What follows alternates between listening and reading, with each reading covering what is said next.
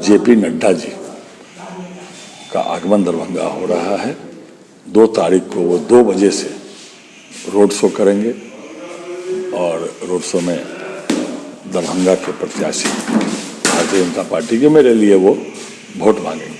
यह अभूतपूर्व क्षण होगा दरभंगा के लिए कि खुद राष्ट्रीय अध्यक्ष भारतीय जनता पार्टी के विश्व की सबसे बड़ी पार्टी के राष्ट्रीय अध्यक्ष दरभंगा रहे। कहाँ से कहाँ रहेगा रोड शो? हाँ, वो राम मनोहर लोहिया चौक लहरियासराय से प्रारंभ होगा। 1 घंटे का रोड शो होगा।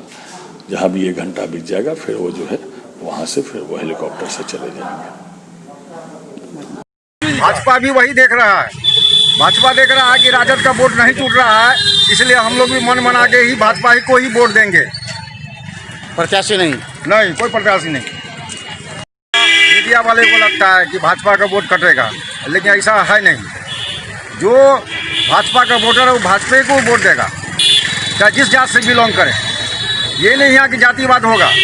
यहाँ तो नेता सबको हम देख रहे हैं कि कब पलटता है कोई ठीक नहीं। कभी आरजेडी में चल जाते हैं, कभी बीजेपी में चल जाते हैं, कभी जेडीयू में चल जाते हैं। इसीलिए यहाँ का जनता खुद हो गया है। लोग मन बनाया हुआ कि जिसको वोट देना है उसी को वोट देगा। कहता है कि